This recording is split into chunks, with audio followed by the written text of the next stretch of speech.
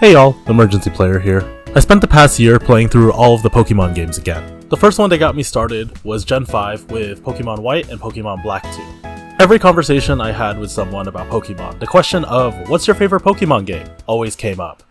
And I always answered with Pokemon Black and White and Pokemon Black and White 2, which had me asking myself, are these games really my favorite in the series, or was I just nostalgic? So I decided to answer that self-imposed question by playing the games again. I even started making YouTube videos on this channel again just to talk about my experience replaying those games. Eventually. See, this video isn't about Pokemon Black and White or Pokemon Black and White 2. Instead, I will be going through each Pokemon type and listing each of my favorites in this generation. This idea was heavily inspired by this website by Keijun Avenger, which lists out each generation and each type on a grid where you can select your favorite Pokemon from the respective generation. I'll be linking it below if you're interested to check it out. Just keep in mind, this list is my own personal opinion, which means it's an objective fact. And if you disagree, put it in the comments below. But if you agree, also put it in the comments below. I just want the algorithm to really like this video. And while you're at it, you might as well like and subscribe. And with all that being said, let's get started.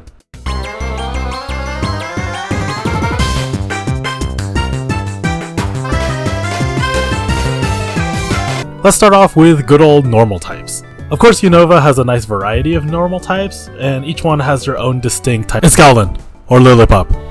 I love that line, I love the dog, that's it. What, did you think I was gonna pick Patrat?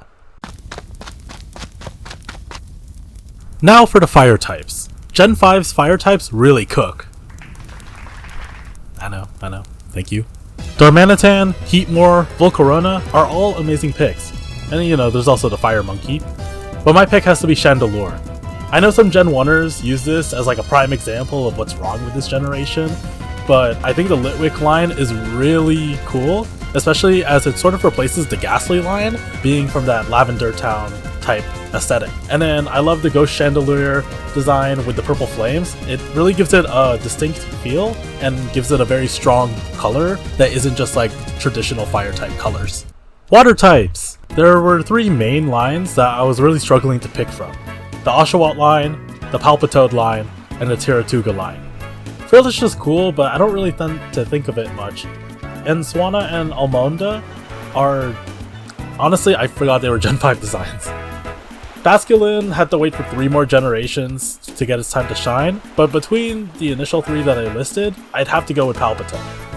I love this froglet design, and it's so chonky, and it's a really memorable and wonderful mid-stage evolution before it turns into the giant frog of Seismitoad.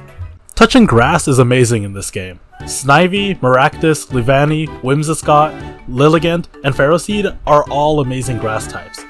And you know, there's also Deerling. But I really want to give it to Amoonguss. Heh. Now I love the Amoonguss line for reinventing the Voltorb line, and being more natural in that case, and I think overall it's just a really cool way and a really cool spin to have a mysterious mushroom disguise itself as a Pokeball to trick people into spraying its spores on it. The Pikachu type. There's not as many electric types as I remember, but the ones that are here are really good. Substrika, Electros, Emolga, and Stunfisk are all amazing designs. However, Joltik's tiny hopping and design is so cute that I can't pass it up. I love this tiny electric spider. Ice types. Wait, why are there only 3 species in the ice types for this generation? Honestly, I'm pretty surprised because of how prominent dragon types are in the Black and White and the Black and White 2 games. My pick would be Vanillite because I'm hungry while typing the script. I love ice cream. The Karate Kid type. With the amount of fighting types this region has, I think it's cool that each fighting type species are different archetypes in American culture and American work. But if I had to boil down my choice to 2 Pokemon, they would be Conkeldurr and Scrafty. And I picked Scrafty because the drip goes crazy. For poison types, I'm stuck between a pile of trash and one of the best bug types in the game. I'm gonna go with Scolipede. I have nothing against Garbodor. I actually think they're quite a funny line, and I think they're a really cool design, and definitely commentary on America and their pollution problem. But I think as a poison type, Scolipede sticks more in my brain, and definitely stands out a lot more. Earthbenders. The ground types of the Unova region really stand out. But two lines in particular really define the ground type of the Generation 5. The crocodile line has this amazing mobster boss aesthetic to it, similar to a crocodile. However, Excadrill really screams Unova to me, especially when paired with Driftveil City and their gym leader Clay. It is just an amazing design, and the design of where this mole can turn into a drill and then just dig underground and come out with like these giant metal claws is really cool. The Airbenders. As much as I love Unova's roster of Pokemon, I do think their flying types fall flat. Braviary and Sigilyph are strong standouts here, and Emolga and Woobat are cute enough for me to remember them, but Archaeops will always have a special place in my heart. Based on the Dodo bird, it's just a very colorful flying rock Pokemon, and I love its flying animation. It's really goofy. The Psychic types. The Psychic type roster of this generation is also really strong. Of course, there's Sigilyph and the Woobat line, which I mentioned in the flying types, but we also have the Munna line, the Gothita line, and Elgyem as pure Psychic types. But my favorite is Reuniclus. Look how round and happy this little cell and its giant where my hug at arms are. It's so cute. I love it so much. Insects. Gen 5 has one of the best bug type roster design I have ever seen. They knew what they were doing this generation. The Levani line, Scolipede, Garvantula, Durant, Volcarona, and the trait evolutions of Escavalier and Exceligor. And I just left out one line, which is my favorite. Crustle! I love this blocky crab boy. I love this guy. Super cute rock crab.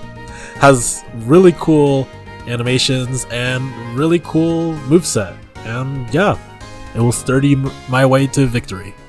I know we just picked the rock type, but now we're on actual rock types. And honestly, I was a bit surprised that there weren't that many rock types this generation. But with Archaeops and Crustle already picked, that leaves us with Roggenrola and Caracosta. And to be honest, both of these guys I really love. But I'm gonna have to pick Caracosta because of recency bias, and it doesn't require a trade to evolve. Also, I love Turtle. Ooh. Ghost types. The Ghost type lineup is really solid, but I feel like a lot of them are defined by other types and have a Ghost type as secondary. Kaffa Grigus is just my favorite because of his little battle animation, and it's very ecstatic and fast and rapid and very Smiling Friends core. But I really do think that this is the Ghost type of Gen 5. Dragon types. If you asked me what type defines Generation 5, it's a very obvious answer, and it's Dragon types. That being said, there's not a lot of non-legendaries to pick from. We have Axew and Druddigon, and my three-headed king, Hydreigon. The design of this Hydra Dragon just tickled the very few wrinkles in my smooth 8-year-old brain, and it's just so cool. It's just such a shame that it evolved super late and probably in post-game, but regardless, I love it so much. Dark types. I'll be honest, I forgot Unova had a lot of dark types, and the ones that we have are top-notch quality. The Sandile line, as mentioned earlier, is really cool. The Scrafty line is also really fun, and Bisharp is really cool. Then, there's Volibeye and Purloin. But I have to go with N's ace Pokemon, Zoroark. The transformation gimmick was so much fun, and I really enjoyed having this on my team in Black 2, and thinking I could trick the NPC into attacking me with a Psychic type move. And its Hisuian form is so much better, but that's for a future video. Steel types. Excadrill, Ferrothorn, and Clink are all a lot of fun, but I gotta go with Bisharp. It's just such a really fun design, and it completely went over my head as a kid that these were chess pieces until King Gambit came along later in Gen 9. Fairy types don't exist yet. This leaves me to my favorite starter Pokemon of this generation. All three have really cool themes and archetypes that show off the diversity of the Unova region. But weirdly enough, it was the secondary evolution that really stands out to me. Dewott. I already love the Oshawott line, but Dewott has the dual-wielding shells, and it was really cool.